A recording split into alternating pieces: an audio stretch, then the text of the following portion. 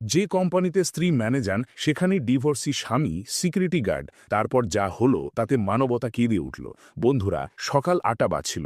Amrita technologies private লিমিটেডের বিশাল গেটই সবে খুলেছে। এমন সময় একটি সাদা গাড়ি ধীরে ধীরে ভেতরে ঢুকল। গেটে দাঁড়ানো সিকিউরিটি গার্ডটি সঙ্গে সঙ্গে সোজা হয়ে দাঁড়িয়ে স্যালুট ঠুকল।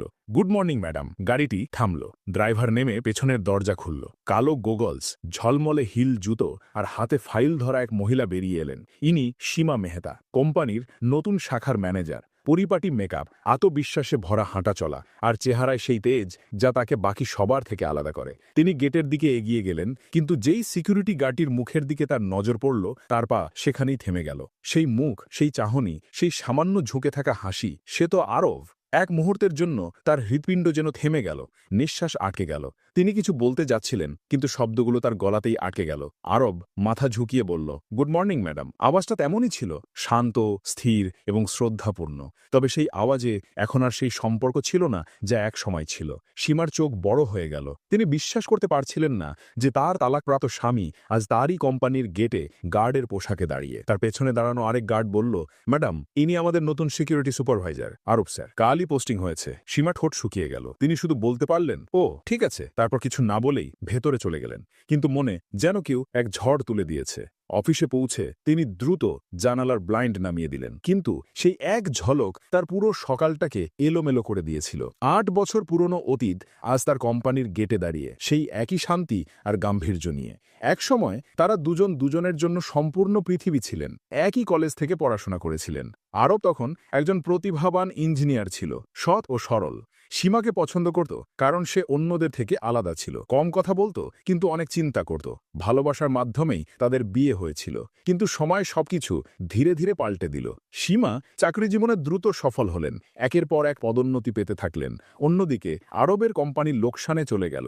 মাসের পর মাস মাইনে আসত না। ঘরে খরচ, বিদ্যুতের বিল, ভাড়া সব বাড়তে লাগলো। ধীরে ধীরে সীমার কাছে আরবের পরিস্থিতি বোঝা মনে হতে শুরু করলো। সে বলতো, সবকিছুর জন্য টাকা লাগে আরব, আর তোমার কাছে শুধু অজুহাত। আরব বোঝানোর চেষ্টা করত, আমি পরিশ্রম করছি, সব ঠিক হয়ে যাবে। কিন্তু সীমার কাছে ভবিষ্যতের অর্থ ছিল সফলতা, আর সফলতার অর্থ ছিল টাকা। এক রাতে ঝগড়া এতদূর গড়ালো যে সীমা বলল, আমার এমন স্বামী চাই না যে দিনরাত শুরু সংগ্রাম করবে। আমি কোনো গার্ডের স্ত্রী হয়ে থাকতে পারবো না। সেই কথা আরবের হৃদয়ে পাথরের মতো গিথে গেল। কয়েকদিন পর সে নীরবে ডিভোর্সের কাগজে সই করে বাড়ি ছেড়ে দিল। আর আজ সেই আরব ৮ বছর পর সেই একই শহরে, সেই একই মহিলার অফিসের গেটে গার্ড হয়ে দাঁড়িয়ে। সীমা সারাদিন কাজ করতে থাকলেন, কিন্তু মন ছিল অশান্ত। বারে বারে জানালা দিয়ে গেটের দিকে উকি দিতেন। প্রতিবার সেই একই মুখ দেখতে পেতেন, শান্ত, কোনো অভিযোগহীন, যেন জীবনের প্রতিটি আঘাতের জবাব হাসি মুখে দিচ্ছে। দুপুরে অফিসের ক্যাফেতে তার বন্ধু নীলিমা জিজ্ঞাসা করল, ম্যাডাম, আপনি ঠিক আছেন? আজ কিছুটা চিন্তিত লাগছে। সীমা শুধু মাথা নাড়ালেন, কিন্তু মনে প্রশ্ন ছিল, সে এখানে এলো কি করে? আমার কোম্পানিতেই কি তাকে কাজ করতে হতো? সন্ধ্যায় যখন তিনি বের হচ্ছিলেন, গেটে সেই আরবি দাঁড়িয়েছিল, যেন কোনো আপনজনকে বিদায় জানাচ্ছে। সে আবার বলল, গুড নাইট ম্যাডাম। সীমার পা সেখানেই আটকে গেল। তিনি ফিরে দেখতে চাইলেন, কিন্তু দেখলেন না। গাড়িতে বসতেই তার মন নিজের সাথে কথা বলতে লাগলো, সে এত শান্ত থাকতে পারে কি করে? আমি তাকে ভেঙে দিয়েছিলাম, কিন্তু সে ভাঙেনি। নাকি অহংকারের ভিতরে আমি নিজেই ভেঙে গিয়েছি? গাড়ি এগিয়ে চলল, কিন্তু কোম্পানির গেটে দাঁড়ানো সেই লোকই এখন শুধু গার্ড ছিল না, সে হয়ে উঠেছিল তার অতীতের প্রহরী। রাতে বাড়ি পৌঁছে সীমা ল্যাপটপ খুললেন। কোম্পানির সিকিউরিটি এজেন্সির নাম দেখলেন, Safe Watch Services Private Limited. আর নিচে ছোট অক্ষরে লেখা, supervised by mister Arab Mehta. তার হাত কিবোর্ডের ওপর থেমে গেল। হৃৎস্পন্দন বেড়ে গেল। তিনি চেয়ারে হেলান দিয়ে বসে পড়লেন, আর মনে একটাই ভাবনা ঘুরতে লাগল, তবে সেই আমার আরব। সীমা গভীর রাত পর্যন্ত সেই স্ক্রিনটি দেখতে থাকলেন। Supervised by mister Arab Mehta, সেই নামে যেন হাজারো স্মৃতিবন্দী ছিল। প্রতিটি ঝগড়া, প্রতিটি হাসি, প্রতিটি প্রতিশ্রুতি সব যেন এক এক করে সামনে আসতে লাগল। তিনি নিজেকে বললেন, সে এখানে পৌঁছালো কি করে? আর যদি সে এই এজেন্সির সুপারভাইজার হয়, তবে গার্ডের পোশাকে কেন? সেই রাত তার কাটল পাশ ফিরে শুয়ে। সকালে অফিসে পৌঁছলেন। মুখে মেকআপ ছিল ঠিকই, কিন্তু চোখের নিচে ঘুমের অভাব স্পষ্ট। সকলে নিজেদের ডেস্কে কাজে ব্যস্ত ছিল, কিন্তু সীমার মনোযোগ বারবার সেই গেটের দিকে চলে যাচ্ছিল।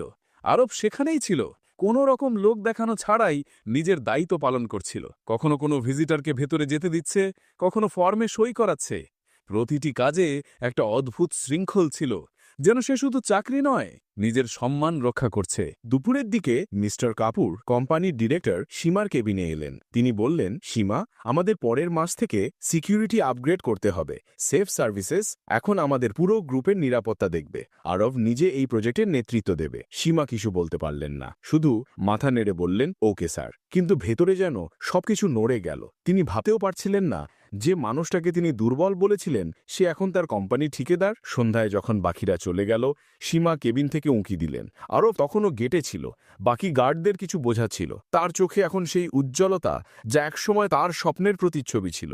কিন্তু এখন সেই উজ্জ্বলতা সীমাকে বিঁধছিল। তিনি কিছুক্ষণ দেখলেন কিভাবে আরও প্রতিটি গার্ডকে বিনয়ের সাথে কথা বলছে।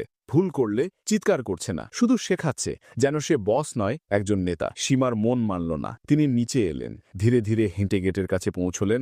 আরব তাকে দেখল, সঙ্গে সঙ্গে সোজা হয়ে দাঁড়ালো। শুভ সন্ধ্যা ম্যাডাম। সীমা তার চোখের দিকে তাকালেন, সেই চোখ যা একসময় তার স্বপ্নের প্রতিচ্ছবি ছিল। আরব। সীমা প্রথমবারের মতো নাম ধরে ডাকলেন। আরব কিছুক্ষণ চুপ থেকে বলল, জি ম্যাডাম। তার কণ্ঠে কোনো কটাক্ষ ছিল না, কেবলই আনুষ্ঠানিকতা। তুমি এখানে, মানে এই কোম্পানিতে? আরব সহজভাবে বলল, কাজের সূত্রে এসেছি ম্যাডাম। সেফ ওয়াচ সার্ভিসেস আমাদের ক্লায়েন্টদের একজন। আমি এখানে কিছু সপ্তাহের জন্য সুপারভাইজ করছি। তাহলে তুমি এই এজেন্সির মালিক? আরব হাসল, মালিক তো ভগবান ম্যাডাম, আমি শুধু তার ভরসায় নিজের কাজ করি। সীমা কিছু বলতে চাইলেন, কিন্তু শব্দ আটকে গেল। আরব বিনীতভাবে বলল, ম্যাডাম আপনি ভেতরে যান, সন্ধ্যা হয়ে আসছে, ঠান্ডা লাগছে। তিনি সেখানেই থমকে গেলেন। যে মানুষটিকে তিনি একসময় তার সবচেয়ে বড় ব্যর্থ সিদ্ধান্ত বলেছিলেন, আজ সে তার সামনে সাফল্যের প্রতীক হয়ে দাঁড়িয়ে আছে, তবুও বিনয়ী, শান্ত, সুশৃঙ্খল। সে রাতে বাড়ি ফিরে সীমা আয়নায় নিজেকে দেখলেন। তিনি নিজেকে প্রশ্ন করতে লাগলেন, কে ছোট ছিল, সে নাকি আমি, যে হেরে যাওয়ার পরও মাথা উঁচু করে দাঁড়িয়ে, নাকি আমি যে জিতেও ভেতর থেকে শূন্য? তিনি পুরনো অ্যালবাম খুললেন, সেই ছবিগুলো যেখানে আরোবার তিনি হাসছেন, সাধারণ পোশাকে কিন্তু মুখে শান্তি। সেই সময়টা যখন দুজনেই দুজনের স্বপ্নে বিশ্বাস করত। সীমার চোখ দিয়ে জল গড়িয়ে পড়ল। যদি সেই সময় ওর হাত না ছাড়তাম, যদি ওর ব্যর্থতা না দেখে ওর সংগ্রামটা দেখতাম। অন্যদিকে আরব তার ছোট ঘরে বসেছিল।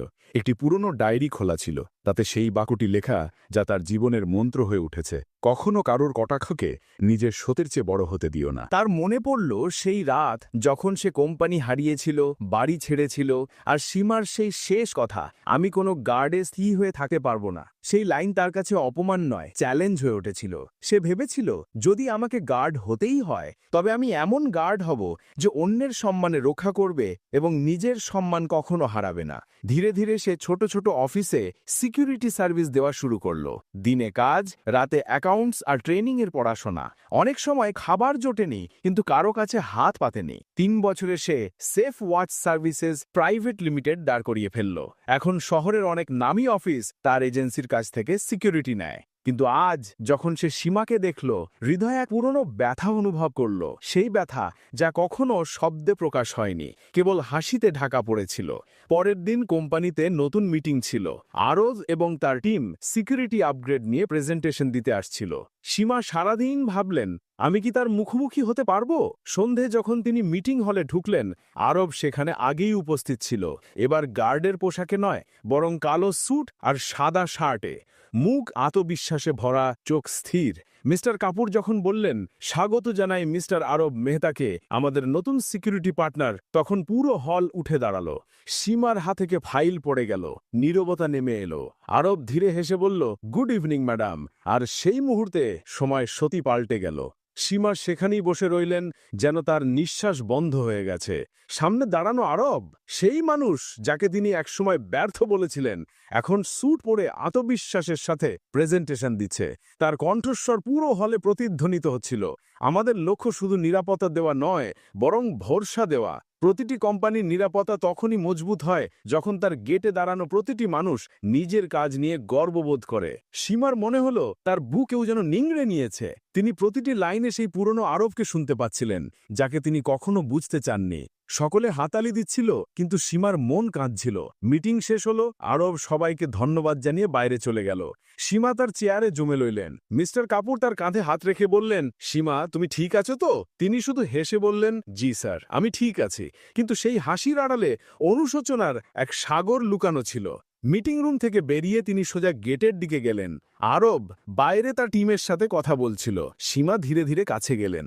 আরব, সে ঘুরল, সেই শান্ত মুখ, সেই সংযম। জি ম্যাডাম, একটু সময় হবে? নিশ্চয়, বলুন। দুজন ক্যাফের এক কোণে গিয়ে বসলেন। প্রথমবারের মতো তারা কোনো পদ বা আনুষ্ঠানিকতা ছাড়াই মুখোমুখি। সীমা বললেন, তুমি এইসব কিভাবে করলে আরব? এত কষ্টের পরও তুমি এভাবে দাঁড়িয়ে? আমি তো ভেবেছিলাম তুমি ভেঙে পড়বে। আরব হাসল, তার চোখ দূরের জানালার দিকে স্থির। ভেঙে তো গিয়েছিলাম সীমা, কিন্তু যখন কেউ পুরোপুরি ভেঙে যায় তখন হয় সে শেষ হয়ে যায়, নয়তো নতুন করে তৈরি হয়। আমি দ্বিতীয় পথ বেছে নিয়েছিলাম। সীমার চোখ ছলছল করে উঠল। আর সেই সময়টা যখন আমি তোমাকে ছেড়েছিলাম, আরব কথা কেড়ে নিও, সেই সময়টা জরুরি ছিল সীমা। যদি তুমি না ছাড়তে তবে হয়তো আমি কখনো নিজেকে চিনতে পারতাম না। কিছুক্ষণ দুজন নীরবে বসে রইল। সীমা ধীরে ধীরে বললেন, আমি তোমাকে অনেক ভুল কথা বলেছিলাম, তোমাকে ছোট ভেবেছিলাম, তোমার পরিশ্রম দেখিনি। আজ বুঝতে পারছি মানুষের আসল মূল্য তার পোশাক বা টাকা দিয়ে নয়, বরং তার ধৈর্য আর সাহস দিয়ে হয়। আরব শুধু বলল, আমরা সবাই ভুল করি, পার্থক্য শুধু এই, কেউ ক্ষমা করে দেয় আর কেউ সেই ভুলগুলোকে নিজের শক্তি বানিয়ে দেয়। সেই রাতে বাড়ি ফিরে সীমা প্রথমবার তার সব অ্যাওয়ার্ড, ট্রফি আর সার্টিফিকেটস এক জায়গায় রাখলেন। সেগুলোর দিকে তাকিয়ে রইলেন, কিন্তু সেগুলোর মধ্যে তিনি কোথাও শান্তি খুঁজে পেলেন না। তিনি নিজেকে বললেন, আমার কাছে সব আছে, শুধু সে নেই যে এক করে উঠল।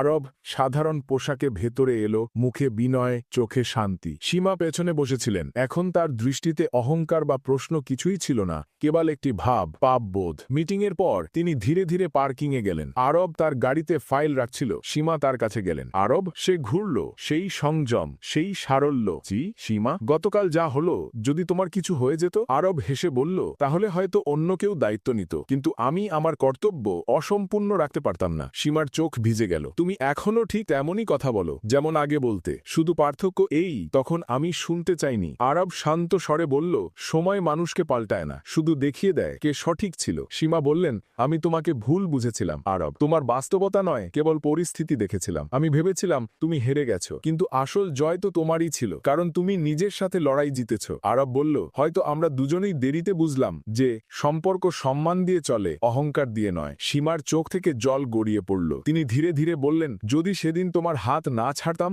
যদি একটু আরো বোঝার চেষ্টা করতাম। কয়েক মুহূর্তের নীরবতার পর তিনি বললেন, আমরা কি আবার শুরু করতে পারি না? আরব, আমি সত্যি পাল্টে গেছি। আরব কিছুক্ষণ চুপ থাকলো, তারপর ধীরে ধীরে বলল, সীমা, আমি তোমাকে ক্ষমা করি, কিন্তু ফিরে আসতে পারি না, কারণ যখন আমি ভেঙেছিলাম তুমি অন্য কোথাও ছিলে, আর যখন আমি উঠে দাঁড়ালাম তখন শিখলাম যে কিছু সম্পর্ক সম্মানের স্থান পর্যন্তই ঠিক লাগে, তারপর তাদের সেখানেই থেমে যাওয়া উচিত। সীমা শুনতে থাকলেন, কিছু না বলে। তার চোখ থেকে জল ঝরতে থাকলো। তিনি ধীরে ধীরে বললেন, তুমি জিতে গেলে আরব, আর আমি হেরে গেলাম। আরব মৃদু হাসির সাথে বলল, আমরা দুজনেই নিজ নিজ শাস্তি পেয়ে গেলাম। সীমা এই বলে সে চলে গেল, আর পেছনে শুধু নীরবতা রয়ে গেল। রাতে যখন সীমা বাড়ি ফিরলেন, সবকিছু অচেনা লাগছিল। দেওয়ালে ঝোলানো অ্যাওয়ার্ড, শেলফে ট্রফি, টেবিলে সার্টিফিকেট, সবই আছে, কিন্তু এখন সেগুলোর কোনো গৌরব নেই, শুধু শূন্যতা। তিনি আয়নার সামনে এসে দাঁড়ালেন। সামনে সেই মুখ, সফল কিন্তু ভেতর থেকে শূন্য, চোখের নিচে ক্লান্তি, ঠোঁটে নীরবতা। তিনি প্রথমবার অনুভব করলেন যে সফলতাও কখনো কখনো শাস্তি হয়ে যায়। তিনি আলমারি খুললেন। বিয়ের সময় আরব যে ডায়েরিটি দিয়েছিল সেটি বের করলেন। প্রথম পাতায় লেখা ছিল, স্বপ্ন ছোট হোক বা বড়, যদি বিশ্বাস সত্যি হয় তবে পৃথিবী মাথা নত করে। সীমার চোখের জল সেই পাতার ওপর পড়ল। তিনি ধীরে ধীরে বললেন, তুমিই সঠিক ছিলে আরব, আমি স্বপ্ন দেখেছিলাম কিন্তু বিশ্বাস হারিয়েছিলাম। তিনি দেওয়ালে টাঙানো আরবের ছবির দিকে তাকালেন। সে হাসছিল, সারল্যের মধ্যেও গর্বের ঝলমলে মুখ। সীমা বিড়বিড় করলেন, তুমি আমাকে ছাড়োনি আরব, আসলে আমি নিজেই নিজেকে হারিয়ে দিয়েছিলাম। তিনি জানালার কাছে এসে দাঁড়ালেন। বাইরে আকাশে হালকা আলো। তিনি ধীরে ধীরে বললেন, এখন আমার কাছে সব আছে, নাম, টাকা, পদ, কিন্তু হৃদয় শূন্য। তুমি চলে গেছো, কিন্তু যা রয়ে গেছে তা শুধু অনুশোচনা আর এই শাস্তি যা জীবন আমাকে দিয়েছে। তার চোখ দিয়ে আবার জল গড়িয়ে পড়ল, ধীরে ধীরে, নিঃশব্দে। আর প্রথমবার তার মনে হলো যে কিছু ব্যথার শাস্তি নয়, ন্যায় বিচার। যেদিন তিনি আরবের হৃদয় ভেঙেছিলেন, সেই দিনই ভাগ্য তার রায় লিখে দিয়েছিল যে একদিন তুই সব পাবি, কিন্তু শান্তি পাবি না। এখন প্রতিটি সকাল তার জন্য একটি প্রশ্ন হয়ে দাঁড়িয়েছে, জীবন কি সত্যি অর্থ দিয়ে চলে, নাকি সেই সম্পর্কগুলো দিয়ে যা আমরা সময়ের ধুলোয় হারিয়ে ফেলি? আরব এখন এগিয়ে গেছে, নিজের পরিশ্রম, নিজের সম্মান আর নিজের শান্তি নিয়ে। আর সীমা, তিনি রয়ে গেলেন চার দেওয়ালের মাঝে, অজস্র পুরস্কারের ভিড়ে, কিন্তু ভেতরে পরাজিত এক নারী হয়ে। কখনো কখনো জীবন সবচেয়ে বড় শাস্তি এটাই দেয়, ক্ষমা তো মেলে, কিন্তু দ্বিতীয় সুযোগ কখনো নয়। বন্ধুরা, জীবনে পদ, টাকা আর খ্যাতি সবই পেতে পারেন, কিন্তু একবার হারিয়ে যাওয়া বিশ্বাস আর সম্পর্কের উষ্ণতা কখনো ফিরে আসে না। অহংকার যখন সম্পর্কের ওপর চেপে বসে, তখন মানুষ সবেও খালি থেকে যায়। আরবের নিজের পথ বেছে নেওয়ার এই সিদ্ধান্ত আপনার কাছে কি সঠিক মনে হলো নাকি ভুল? যদি আপনি তার জায়গায় থাকতেন তাহলে কি করতেন? কমেন্টে অবশ্যই জানাবেন। আর যদি এই গল্পটি আপনার মন ছুঁয়ে যায় তাহলে ভিডিওটি লাইক করুন, শেয়ার করুন